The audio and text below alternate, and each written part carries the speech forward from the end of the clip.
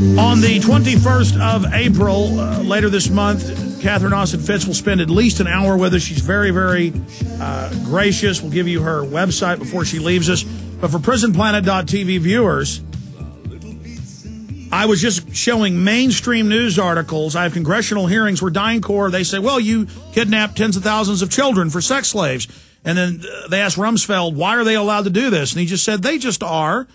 And again, the magnitude of the evil and DynCorp, I'd known some of this, but she sent me a link to news articles and government purchase orders where they're involved all over warehousing the kids once they're taken. So now it's not enough to grab Iraqi kids or Serb kids. Now they're grabbing our kids. Catherine, finish your story.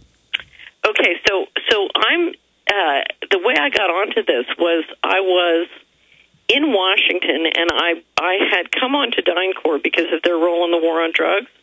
And I'll tell you two stories. The first was a group of peasant women from South America came up to give a presentation to congressmen, and they gave a presentation in Washington on how they were being moved off their land.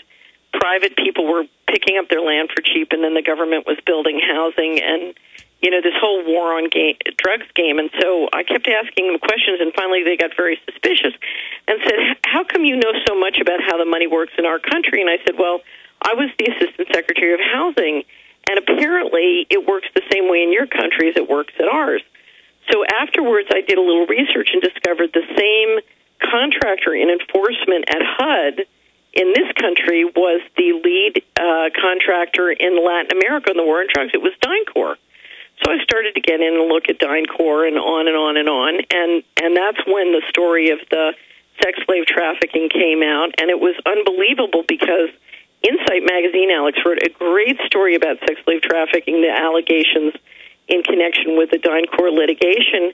Those magazines' cover story were dropped on every senator and every congressman's desk. And the next week, both the Navy and the State Department gave huge new contracts to DynCorp. You know, so it didn't seem to matter. It was quite amazing. Anyway, so fast forward, I ended up writing a series of stories about DynCorp and illuminating what was going on because, in fact, the chairman of the Finance Committee at Enron was a private investor who was the chairman and lead investor for many years in DynCorp. And the linkages between DynCorp and some of what was going on with the funny money was pretty scary. So when our litigation was very hot and heavy, and of course DynCorp was a big contractor at the Department of Justice and was said by the Inslaw people to be one of the managers of the Promise software. Anyway, so we're in the middle of the litigation, and I have a person, one of the people working for me, helping me do the litigation support work, which was very time-consuming, came to me and said, you know, somebody from Child Protective Services showed up at my house, and she's a single mom. We got a minute and a half left, so finish up on this. And so she said, I'm sure it's a mistake, and I said, no, this is dangerous. We need to research, find out if DynCorp is the contractor for Child Protective Services. Sure enough, they were, and we literally had to get her to move to another state. And this is a child molestation army. So go.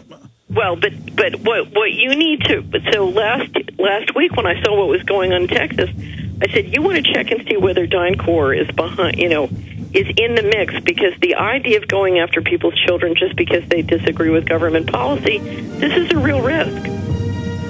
This is pure evil. You had one more point you wanted to make. Yes, I just wanted to thank you, Alex. You sent two of your incredible producers down to my house during a snowstorm. They came all the way out from Memphis in a snowstorm. I never thought they'd make it. We spent a day filming. They were so intelligent. They were so professional. They were so capable. I said, wow, Alex Jones is going to a whole new level. What a team. I was very impressed. You're a sweetheart. Catherine Austin Fitts. God bless you.